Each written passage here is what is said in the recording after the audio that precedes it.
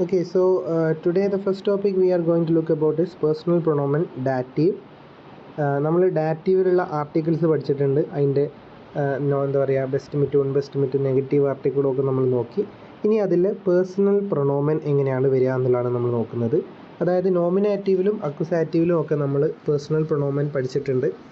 അത് ഡാറ്റീവിലേക്ക് വരുമ്പോൾ എന്ത് മാറ്റമാണ് ഉണ്ടാവുക എന്നുള്ളത് നമുക്കൊന്ന് നോക്കാം.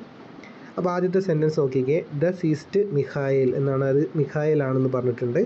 രണ്ടാമത്തെ സെൻറ്റൻസിൽ എർ ഈസ്റ്റ് മൈൻ ഫ്രോയിൻഡ്, രണ്ടാമത്തെ സെൻറ്റൻസിൽ വീണ്ടും മിഖായേൽ എന്ന് റിപ്പീറ്റ് ചെയ്യുന്നതിന് പകരം എർ ഈസ്റ്റ് മൈൻ ഫ്രോയിൻഡ് എന്നാണ് പറഞ്ഞിട്ടുള്ളത്. അതവൻ എൻ്റെ ഫ്രണ്ടാണെന്നാണ് പറഞ്ഞിട്ടുള്ളത്. ഇവിടെ എന്ത് മാറ്റമാണ് വന്നിട്ടുള്ളത്? മിഖായേൽ മാറി എറാണ്. ഇത് എന്തുകൊണ്ടാണ് മാറിയത്? ഇത് അക്യുസാറ്റീവ് പേഴ്സണൽ പ്രൊണോമനാണ്. കാരണം അത് രണ്ടാമത്തെ സെൻറ്റൻസിൽ രണ്ട് സബ്ജക്റ്റ് വന്നതുകൊണ്ട് അത് ഒന്ന് അക്യുസാറ്റീവ് ആവണം. അപ്പോൾ അക്യുസാറ്റീവ് ആയതിൻ്റെ പേഴ്സണൽ പ്രൊണോമൻ എറാണ്. അവൻ എന്നുള്ളതിൻ്റെ പേഴ്സണൽ പ്രൊണോമനാണ് എർ. അത് ഓക്കെയാണ്. അടുത്ത സെൻറ്റൻസ് നോക്കിക്കഴിഞ്ഞാൽ ഇഷ് ഗേബെ ഈം ഐനെ ഷോക്കളാടെ, ഇവിടെയാണ് നമ്മൾ ഡാറ്റീവ് ഉപയോഗിക്കേണ്ടി വരിക. കാരണം ഇഷ് എന്ന് പറയുന്ന സബ്ജക്റ്റ് ഓൾറെഡി സെൻറ്റൻസിൽ വന്നു. അതിനെ ഷോക്കളാടെ എന്ന് പറഞ്ഞിട്ടൊരു ഡയറക്റ്റ് ഒബ്ജക്റ്റ് സെൻറ്റൻസിലുണ്ട്. അപ്പോൾ ഇനി എന്ത് വന്നു കഴിഞ്ഞാൽ അത് ഡാറ്റീവിലായിട്ടേ വരും. അപ്പോൾ അത് ഡാറ്റീവിൻ്റെ അവൻ എന്നുള്ളതിൻ്റെ അല്ലെങ്കിൽ എന്താ ഒരു മെയിൽ ആളെ പറ്റി നമ്മൾ സൂചിപ്പിക്കുന്ന പേഴ്സണൽ പ്രൊണോമൻ്റെ ഇതാണ് ഈം. ഇഷ് ഗേബെ ഈം ഐനെ ഷോക്കളാടെ. ഓക്കെ, അങ്ങനെയാണ് വരിക. ഇഷ് ഗേബെ ഈം ഐനെ ഷോക്കളാടെ. അപ്പോൾ ഇവിടെ നിങ്ങൾക്ക് ആദ്യത്തെ ഫിഗർ നോക്കിയാൽ നിങ്ങൾക്ക് മനസ്സിലാവും. ഇഷ് എന്നുള്ളതാണ് അവിടുത്തെ നോമിനാറ്റീവ് സബ്ജക്റ്റ്, ഐനെ ഷോക്കളാടെ എന്നുള്ളത് അക്യുസാറ്റീവ് ഒബ്ജക്റ്റ് ആണ്, ഈം എന്നുള്ളതാണ് ഡാറ്റീവ് ഒബ്ജക്റ്റ്. ഓക്കെ, ഇനി നമുക്ക് ഓരോന്നോരായിട്ട് നോക്കാം. അപ്പോൾ നമ്മൾ എറിൻ്റെ മാത്രമാണ് നോക്കിയത്, ജസ്റ്റ് ഒരു എക്സാമ്പിൾ നോക്കിയാണ്. ഓരോന്നായിട്ട് നോക്കാം. ഇഷിൻ്റെത് പേഴ്സണൽ പ്രൊണോമൻ വരിക മിയർ ആണ്, ഡാറ്റീവ് ആണ് ഞാൻ പറയുന്നത്. ഇഷിൻ്റെ പേഴ്സണൽ പ്രൊണോമൻ ഡാറ്റീവ് വരിക മിയർ ആണ്.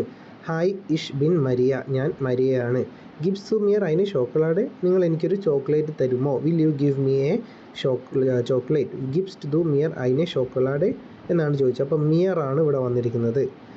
ഇനി ദു ആണെങ്കിലോ, സെക്കൻഡ് പേഴ്സൺ ഇൻഫോർമലായിട്ട് നമ്മൾ ദു എന്ന് ഇൻഫോർമലായിട്ട് പറയുന്ന നോമിനാറ്റീവിൻ്റെത് ഡാറ്റീവിൽ വരുമ്പോൾ എങ്ങനെയാവും? ദിയർ എന്നാവും. ഇത് ഓർത്ത് വെക്കാൻ എളുപ്പമാണ് അല്ലേ? ഇഷ് മിയർ ആവും, ദു ദിയർ ആവും. അന്ന ദു ബിസ് നെറ്റ്, അന്ന യു ആർ നൈസ്. ഇഷ് ഗേബെ ദിയർ അതിനെ chocolate, I will give you a chocolate. അപ്പോൾ ഇഷ് എന്ന് പറയുന്ന സബ്ജക്റ്റ് ഉണ്ട്, അതിനെ ചോക്ലേറ്റ് എന്ന് പറഞ്ഞ ഒബ്ജക്റ്റ് അതിലുണ്ട്. അപ്പം ഇനി വരുന്ന എന്തായാലും അത് ഡാറ്റീവിലായാൽ പറ്റും. അപ്പോൾ ദിയർ എന്നാണ് അതിൽ എന്താ പറയുക ഡാറ്റീവിൻ്റെ പേഴ്സണൽ പ്രൊണോമൻ. ഇനി സെക്കൻഡ് പേഴ്സൺ ഫോർമൽ സി എന്നുള്ള നോമിനേറ്റീവ് ആണെങ്കിലോ, സി അവർ എന്ന് പറയുമ്പോൾ നമ്മളിപ്പോൾ ഫോർമലായിട്ട് പറയുന്ന രീതി ഡാറ്റീവിൽ ഈനൻ എന്നാണ് വരിക. ഹെർ സ്മിറ്റ് സി സിൻഡ് നെറ്റ്, mister Schmidt you are nice.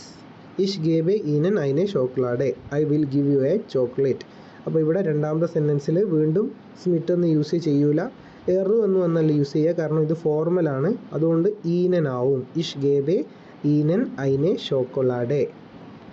ഇനി തേർഡ് പേഴ്സൺ ആണെങ്കിലോ, എർ ഇത് നമ്മൾ ഓൾറെഡി നോക്കിയില്ലേ, ഫസ്റ്റത്തെ സെൻറ്റൻസ് എക്സാമ്പിൾ ഇതായിരുന്നു. എർ മാറി ഈമാവും. ദ സീസ്റ്റ് മിഖായേൽ എർ ഈസ്റ്റ് ആർക്കിടെക്റ്റ്, അവനൊരു ആർക്കിടെക്റ്റാണ്. രണ്ടാമത്തെ സെൻറ്റൻസ് അക്യുസാറ്റീവ് ആണ്, എർ ഈസ്റ്റ് ആർക്കിടെക്റ്റ്, അത്രേ വന്നുള്ളൂ. എന്നാൽ അടുത്തത് ഇഷ് ഗേബെ ഈം ഐനെ ചോക്ലേറ്റ്, അപ്പോൾ അത് മാറി. ഇഷ് ഗേബെ ഈം ഐനെ ചോക്ലേറ്റ്, ഈം എന്നുള്ളതാണ് ഇവിടുത്തെ ഡാറ്റീവ് ഒബ്ജക്റ്റ്. ഇനി തേർഡ് പേഴ്സൺ ഫെമിനൈൻ ആയിട്ടുള്ള സി, അവൾ എന്നുള്ളതിൻ്റെ സി ആണെങ്കിലോ ഡാറ്റീവിൽ വരുമ്പോൾ അത് ഇയർ എന്നാണ് എഴുതേണ്ടത്. ഒരു എക്സാമ്പിൾ നോക്കാം. ദ സീസ്റ്റ് മിഷായേല, മൈക്കിൾ മാറിയില്ല, മിഖായേൽ മാറി മിഷായേലയായി. സി ഈസ്റ്റ് സ്റ്റുഡൻറ്റിൻ, അവളൊരു സ്റ്റുഡൻ്റ് ആണ്. ഇഷ് ഗേബെ ഇയർ ഐനെ chocolate, I will give her a chocolate. അപ്പോൾ ഇവിടെ എന്തായി? ഈം എന്നുള്ളത് മാറി ഇയർ എന്നായി. മാസ്കുലൈൻ ഈം ആയിരുന്നു അല്ലേ, ഇഷ് ഗേബെ ഈം ആയിരുന്നു. ഇവിടെ ആകുമ്പോൾ ഇഷ് ഗേബെ ഇയർ ഐനെ ചോക്ലേറ്റ് എന്ന് വരും. ഓക്കെ, ഇനി തേർഡ് പേഴ്സൺ എസ് നോമിനേറ്റീവിൽ നമ്മൾ അത് എന്ന് ഉദ്ദേശിക്കുന്ന ഇതിന് എന്താണ് നമ്മളിതിൽ ഡാറ്റീവിൽ വരിക? ഈം എന്ന് തന്നെയാണ് വരിക. അതായത് നമ്മൾ മാസ്കുലൈൻ്റെ അതേ പ്രൊണോമനാണ് വരിക. ദ സീസ്റ്റ് ഐൻകിൻഡ്, അതൊരു കുട്ടിയാണ്. എ സീസ്റ്റ് സ്യൂസ്, ഈ സ്വീറ്റ് എന്നുള്ള അർത്ഥത്തിൽ. ഇഷ് ഗേബെ ഈം ഐനെ chocolate, I will give him a chocolate എന്ന് വരും. ഇനി വിയർ, ഞങ്ങൾ എന്നുള്ളതിൻ്റെ പേഴ്സണൽ പ്രൊണോമൻ, അത് ഡാറ്റീവിൽ വരുമ്പോൾ എന്ത് വരും? ഉൻസ് വരും, ഉൻസ്. വിയർ സിൻഡ് സമാന്ത ഉണ്ട് മൈക്ക്, ഞങ്ങൾ സമാന്തയും മൈക്കുമാണ്. ഗിഫ്റ്റ്സ് ദു ഉൻസ് ഐനെ chocolate, will you give us a chocolate, നീ ഞങ്ങൾക്കൊരു ചോക്ലേറ്റ് തരാമോ? അപ്പോൾ ഗിഫ്റ്റ്സ് ദു ഉൻസ് ആണ് വന്നിരിക്കുന്നത്. എന്തുകൊണ്ടാണ് ഉൻസ് വന്നിരിക്കുന്നത്? അത് ഡാറ്റീവിൻ്റെ പേഴ്സണൽ പ്രൊണോമൻ ആയതുകൊണ്ടാണ്. ഓക്കെ, അപ്പോൾ ഇയർ എന്നുള്ളത് എന്താവും? ഓയിഷ് എന്നുള്ളതാവും. യു ഓൾ എന്നുള്ള ഇയർ എന്നുള്ള അർത്ഥത്തിൽ ഓയിഷ് എന്നാവും. അപ്പോൾ അത് സെൻറ്റൻസിൽ വരുന്ന സമയത്ത് എങ്ങനെ വരിക? മേരി ഉണ്ട് ടോബി ഇയർ സൈഡ് നെറ്റ്. Marie Tobi you are nice. ഇഷ് ഗേബെ ഓയിഷ് ഐനെ ഷോക്കളാഡ്. I want to give you a chocolate എന്നുള്ള അർത്ഥത്തിൽ. സി നോമിനാറ്റീവിൻ്റെ second person formal or plural ആയിട്ടുള്ള സി, അത് എങ്ങനെ മാറും? ഈനൻ എന്നാണ് മാറുക. അപ്പോൾ ഒരു എക്സാമ്പിൾ നോക്കിക്കഴിഞ്ഞാൽ ഹെർ ഉണ്ട് ഫ്രൗ Muller, mister and miss Muller സീ സിൻഡ് നെറ്റ്, യു ആർ നൈസ് എന്നുള്ള അർത്ഥത്തിൽ. ഇഷ് കേബെ ഈനൻ ഐനെ ഷോക്കളാഡ്. ഈനൻ നേരത്തെ നമ്മൾ വന്ന പോലെ തന്നെ ഈനനാണ് ഇവിടെയും വരിക. ഇനി തേർഡ് പേഴ്സൺ പ്ലൂറൽ ആയിട്ടുള്ള സി എന്നാണെങ്കിലോ അവർ എന്നുള്ള അർത്ഥത്തിൽ സി, അതും ഈനൻ തന്നെയാണ് വരിക. ഇത് സ്മോൾ ഐ ആയിരിക്കുന്നു മാത്രം. ദ സിൻഡ് പെട്ര ഉണ്ട് യൂർഗൻ, അത് പെട്രയും യൂർഗനുമാണ്. സി സിൻഡ് നെറ്റ്, ദേ ആർ നൈസ്.